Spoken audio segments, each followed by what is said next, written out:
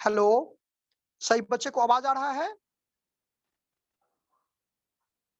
Yes सही sir. हाँ, तो सब बच्चे आज का जो सेशन हम लोग का रहेगा, आज का जो टॉपिक हम लोग का है बच्चे, ये टॉपिक है कि what do you mean by net present value. सबसे पहला क्वेश्चन है कि नेट प्रेजेंट वैल्यू किसे कहते हैं? तो नेट प्रेजेंट वैल्यू मतलब एक चीज तो आपको पता है, आप टाइम वैल्यू ऑफ मनी जानती हो? टाइम वैल्यू ऑफ मनी एक निश्चित समय के अंतर्गत जो भी आप प्रोजेक्ट में मनी इन्वेस्ट करते हो, तो उस इन्वेस्टमेंट अमाउंट का जो फ्यूचर में आने वाला होता है, उसको नाउ डेज आज के दिन ही हम लोग क्या करते हैं? फाइंड आउट कर लेते हैं। यस या नो? प्रेजेंट का मतलब क्या हुआ? नेट प्रेजेंट वैल्यू का मतलब क्या हुआ कि वो अमाउंट जो आप पैसा लगा रहे हो किसी प्रोजेक्ट में, तो वो लगाने से पहले आप ये जज कर लेते हो कि इस अमाउंट को लगाने से मुझे फ्यूचर में कितना आने वाला है, उसका वैल्यू आज ही फाइंड आउट कर लेते हो। सोनम, हेलो, मेरा आवाज आ रहा है? सभी बच्चे को क्लियर सुनाई दे रहा है? Yes Yes, sir. sir. Yes sir. तो this is one of two discounting. अब उस टॉपिक पर हम चलेंगे जो आपका बुक में दिया हुआ है, वो उस टॉपिक पर चलेंगे। पहले ये समझ में आया जो हम अभी बताए हैं बच्चे? थोड़ा नोट करेंगे।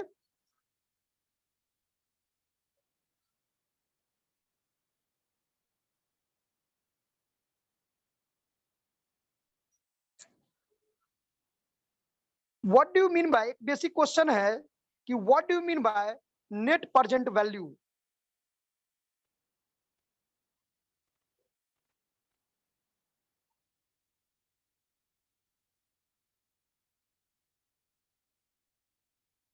Net present value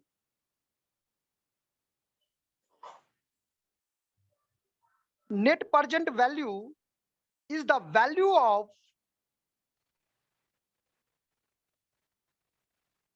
net present value is the value of all future cash flows, all future cash flows। बच्चे ब्रैकेट में इसको लिखेंगे, पॉजिटिव हो या negative, positive and negative, bracket close कर देंगे। Net present value is the value of all future cash flows, positive and negative, over the entire life of an investment,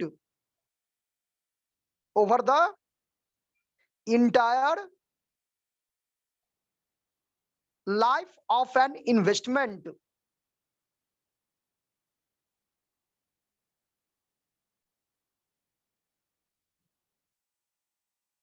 net present value is the value of all future cash flows, bracket में बताए हैं, positive हो या negative, वो कुछ भी हो सकता है, प्लस में भी हो सकता है और माइनस में भी हो सकता है बच्चे। over the entire life of an investment discounted to the present, discounted to the present,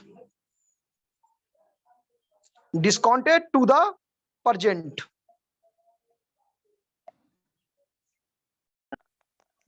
सही बच्चे नोट कर लिए ना? Yes, sir.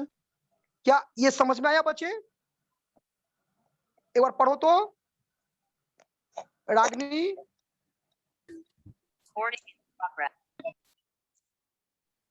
बच्चे आवाज को म्यूट कर लेंगे।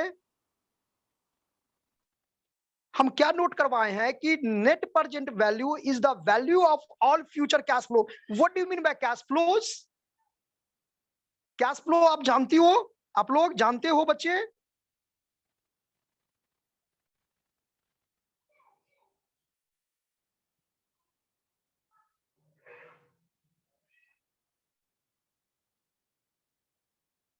the statement of cash flow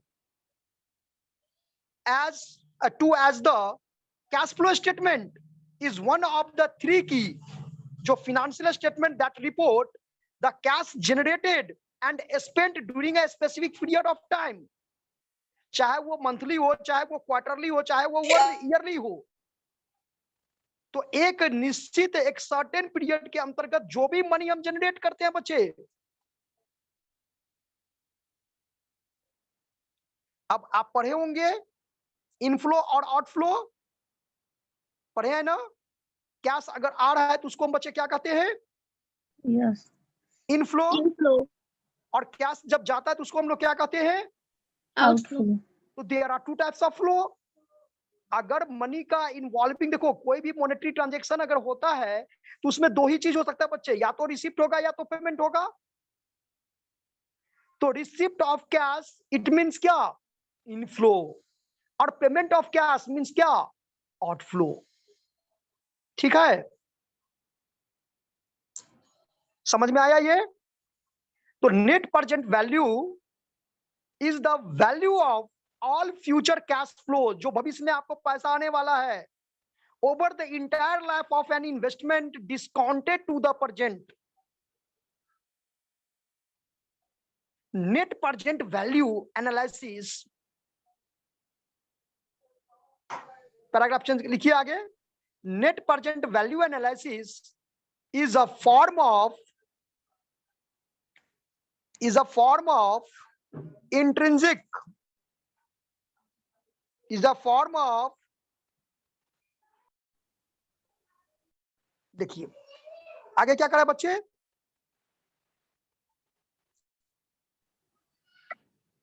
कि net present value analysis is a form of intrinsic valuation and is used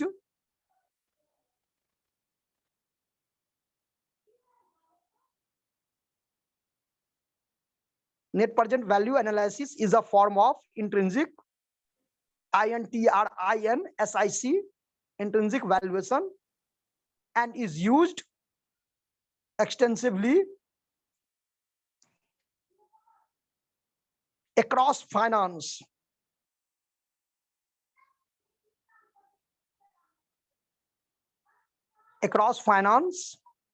and accounting for determining the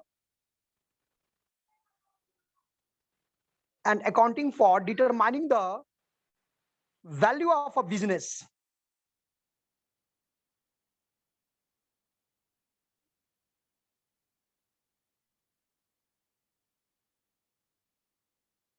Value of a business, investment security, Determining के बाद determining the valuation of a business, waiting से कीजिए, third waiting list.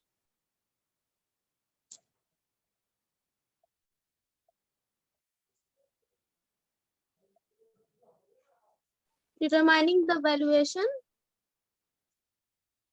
determining the value of a business, किसी business का क्या value होगा उसको determine करना है, या फिर investment securities,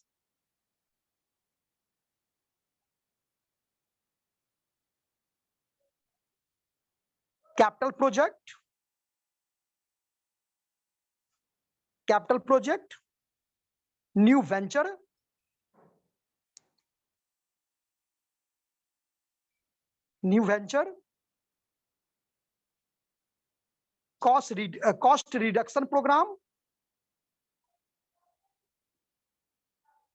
cost reduction program,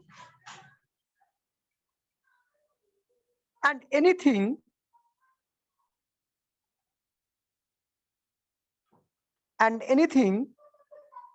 that involves cash flow.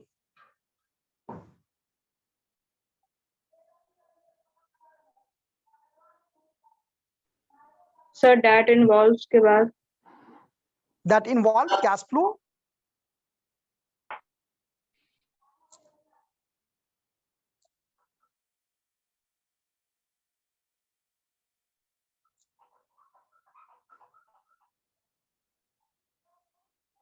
ऐसे तो दो मेथड इसके अतिरिक्त भी दिया हुआ है बच्चे, जिसमें हम लोग डिस्कशन भी किए हैं। एक मेथड पे बैक मेथड और एक आरआर मेथड, ये भी डिस्कशन किए हैं। दो मेथड ऑलरेडी डिस्कशन कर चुके हैं और ये तीसरा मेथड है,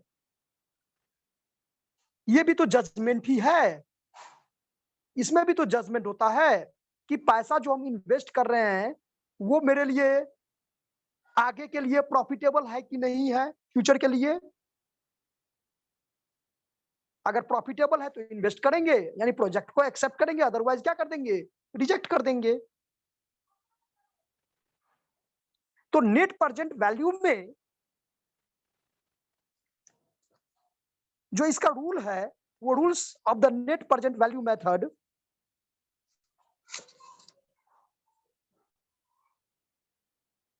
आगे लिखिएगा बच्चे, rules of the net present value method. Rule first क्या बताता है,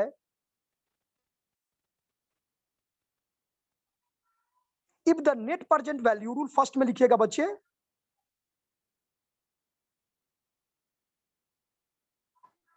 if the net present value is positive,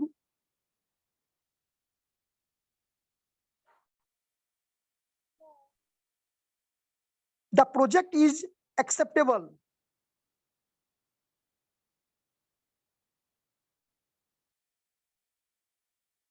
rule first में लिखेंगे, तीन रूल बताएंगे यहां पर बच्चे।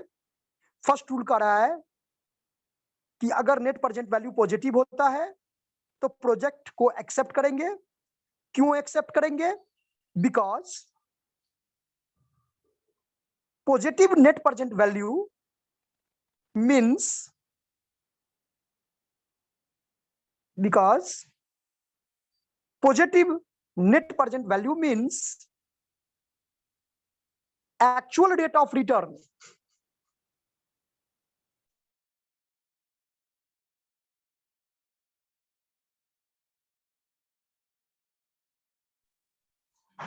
actual rate of return given by the project, actual rate of return given by the project is more than the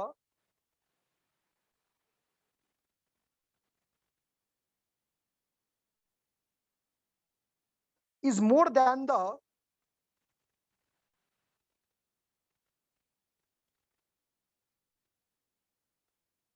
is more than the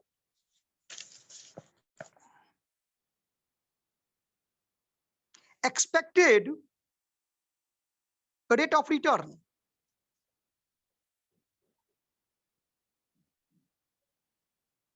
Expected rate of return.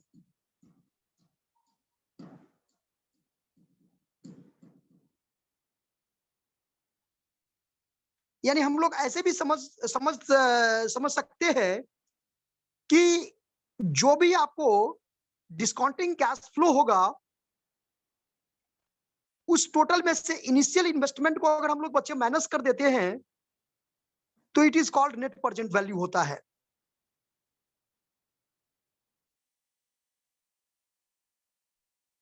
इसको एक example से भी हम लोग कैलकुलेट करके समझ सकते हैं, लेकिन उसके बाद हम आते हैं एग्जांपल पर।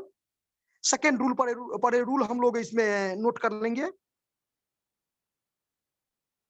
सेकेंड रूल लिखिए, if the net present value is 0, if the net present value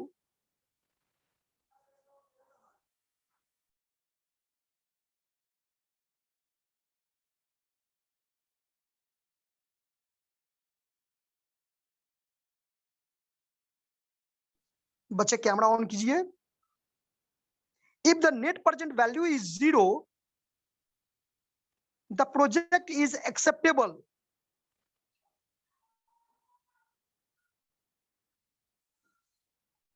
Because actual rate of return,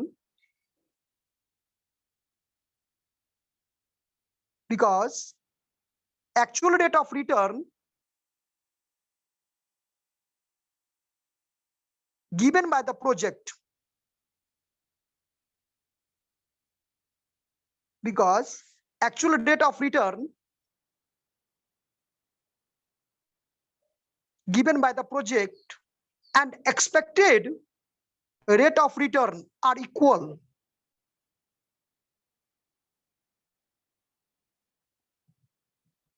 तो बात बोलिएगा sir. Given by the project, आगे बोलिएगा। Given by the project project and expected rate of return, expected rate of return are equal. दोनों बराबर हो जाएगा। Sir zero के बाद क्या बोले सर? जीरो के बाद क्या बोले सर, एक बार प्लीज बताइए। हाँ, if the net present value is zero, net present value को बच्चे शॉर्ट फॉर्म में एनपीवी कहते हैं। If the net present value is zero, the project is acceptable. यानी दो कंडीशन में एक्सेप्ट करते हैं, कब? तो जब पॉजिटिव रहता है तब, या जब जीरो होता है तब। तो उसी के लिए बता रहा है कि जब नेट प्रेजेंट वैल्यू अगर जीरो हो जाएगा तो उसको हम एक्सेप्ट करेंगे, because rate of return given by the project,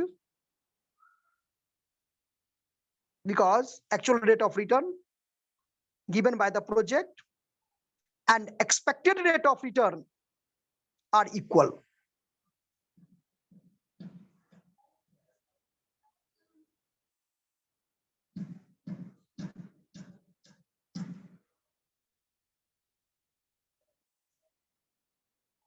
और रूल नंबर 3 लिख लीजिए एक बार।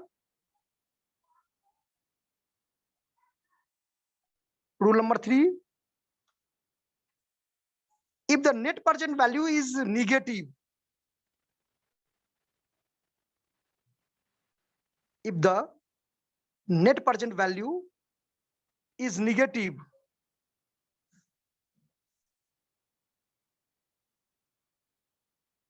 the project is to be rejected. क्योंकि यहां पर because actual rate of return, sir repeat कीजिए तो एक बार। If the net present value is negative, the project is to be rejected, because actual rate of return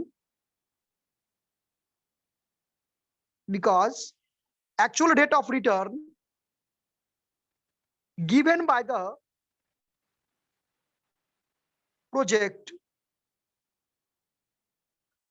is less than, return के बाद return given by the project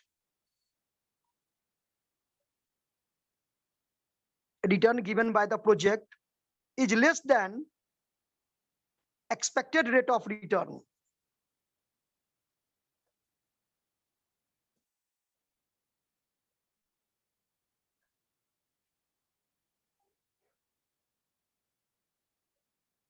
जैसे कि आप table number 5.2 देख सकती हो। बच्चा मैं स्क्रीन शेयर कर रहा है फिर से।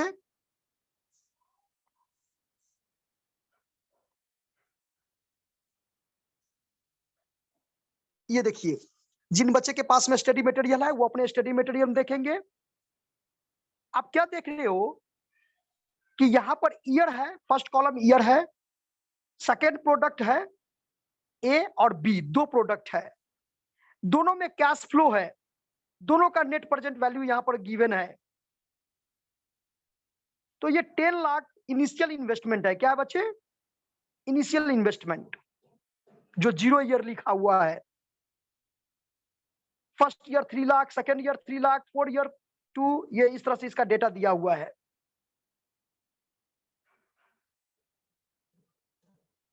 और ये इसका फाइंड आउट किया नेट प्रेजेंट वैल्यू। तो एक बेसिक क्वेश्चन यहाँ पर, how to calculate net present value. Net present value को हम लोग कैसे कैलकुलेट करते हैं?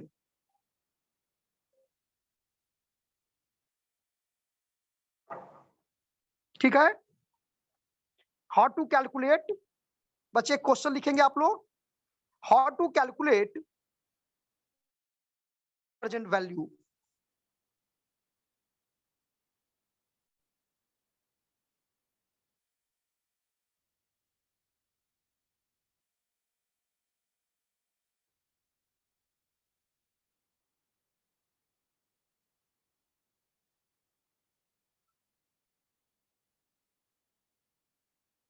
अगर मान लो इसमें 3 है, 3 डेटा को हम लोग लेते हैं, A B C, A1 B2 है ना, C3 ऐसे करके।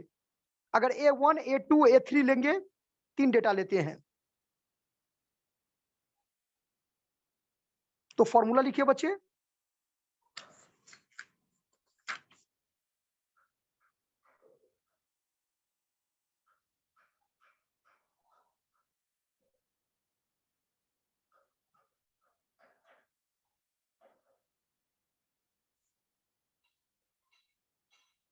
अगर ये हम एज्यूम करें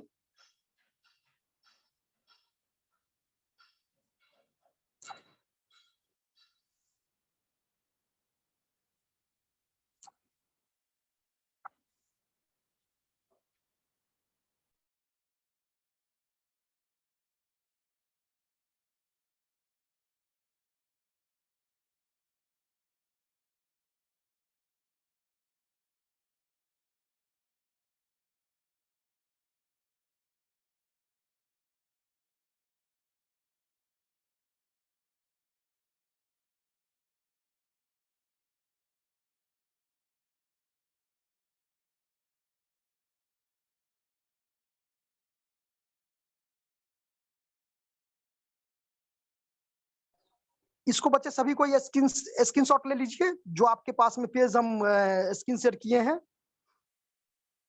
इसके बाद फॉर्मूला हम इस पर लिखते हैं।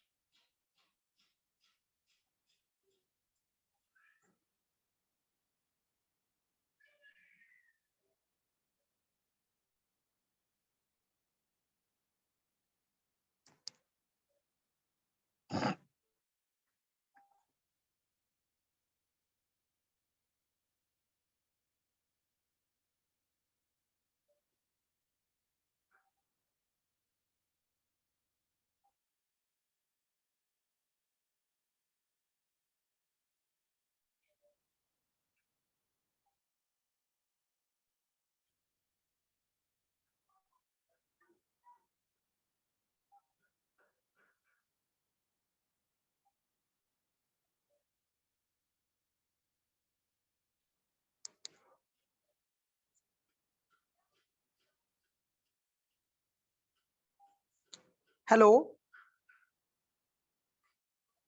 Yes sir. बच्चे, इसको स्क्रीनशॉट ले लिए।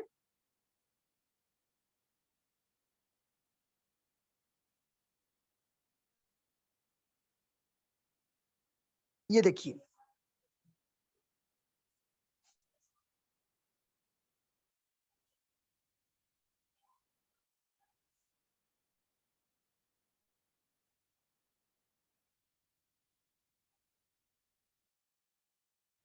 सपोज अगर हमको देखिए एनपीवी, इसको हम लोग इंडिकेट करते हैं NPV, net present value equal to, ये हो जाएगा, वेटिंग रूम से चेक करिए। 1 मिनट चेक कर ले, पहले फॉर्मूला लिख देते हैं उसके बाद चेक कर लेते हैं।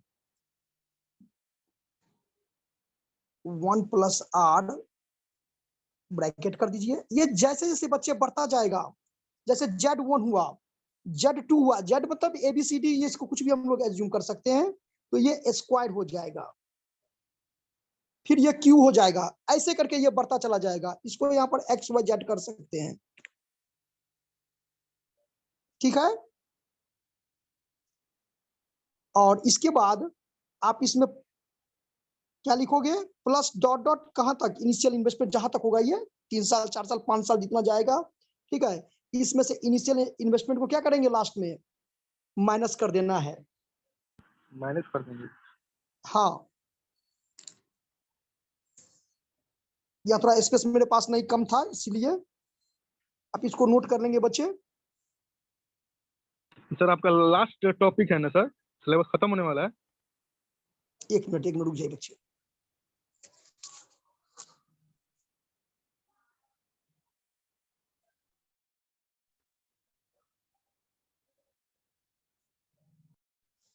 एक एग्जांपल लिखिए, a company is considering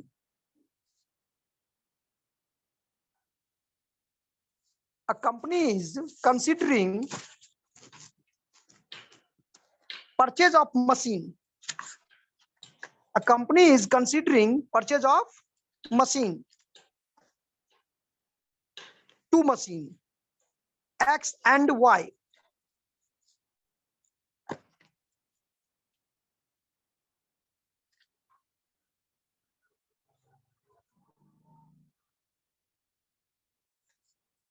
Two machine, X and Y are available, each costing rupees 5 lakh.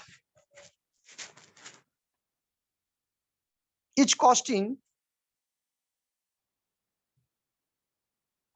rupees 5 lakh.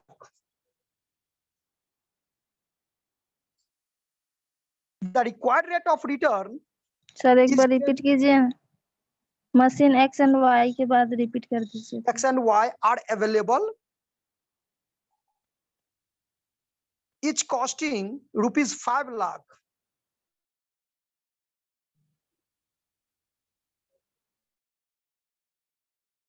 Return, the required rate of return is 10% for the company.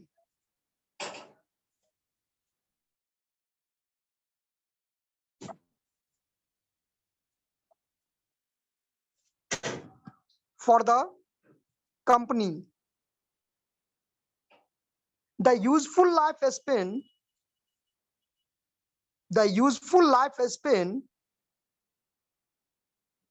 of both the machine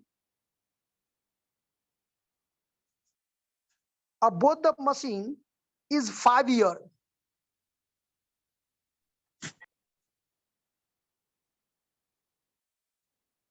And the estimated cash flows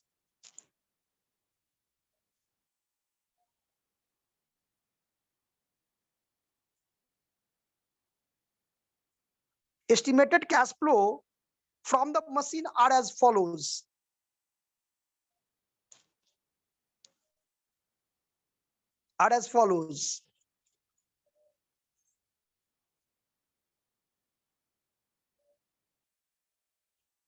अब year लिखिए, 1 से 5 साल तक का है, और 2 machine लिख दीजिएगा, मशीन एक्स और मशीन वाई, रुपीज में है कैश फ्लोज।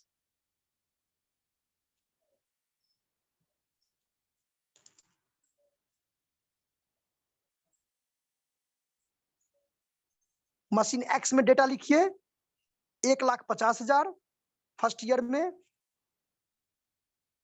सेकेंड ईयर में 2 लाख, थर्ड ईयर में 2,50,000, 4th ईयर में 1,50,000 और 5th ईयर में 1 लाख। सर फोर्थ में 4th में 1,50 और 5th में 1 लाख। मशीन वाई में लिखिए बच्चे, फर्स्ट ईयर में 50,000। सर फर्स्ट एक्स मशीन के एक्स मशीन का फर्स्ट ईयर में है 1.5 लाख, सेकेंड ईयर में है 2 लाख, थर्ड ईयर में 2,50, फोर्थ में 1,50 और 5th में 1 लाख। और मशीन वाई का लिखिए, फर्स्ट में 50,000, सेकेंड में 1,50, थर्ड में 2 लाख, फोर्थ में 3 लाख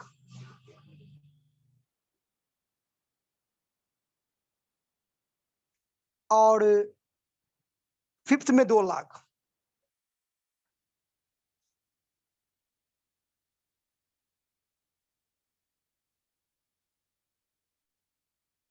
यूजिंग प्रेजेंट वैल्यू, अच्छा प्रेजेंट वैल्यू को एक नाम और हम लोग जानते हैं, present value is also known as discount cash flow technique of capital budgeting. इसको हम लोग discount cash flow technique of capital budgeting भी कहते हैं। तो using present value and assuming that the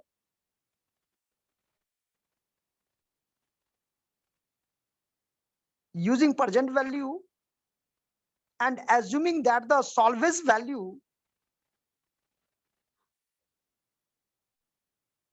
would be nil in case of both machine,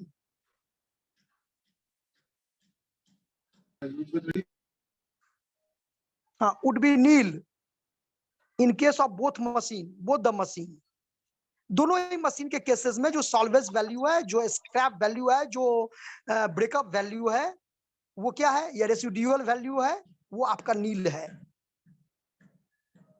तो आपको suggest करना है कि suggest which of the two machine, suggest which of the two machine should be purchased। दोनों machine में से कौन सा मशीन परचेज करना उस ऑर्गेनाइजेशन के लिए फायदा होगा, ये आपको बताना है। कौन सा मेथड यूज करके, नेट प्रेजेंट वैल्यू। बन जाएगा बच्चे।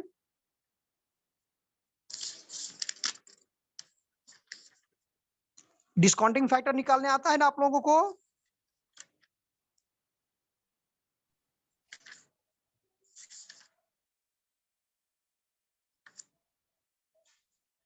इसको बच्चे आप लोग बना करके मुझे नेक्स्ट क्लास में दिखाओगे, ठीक है?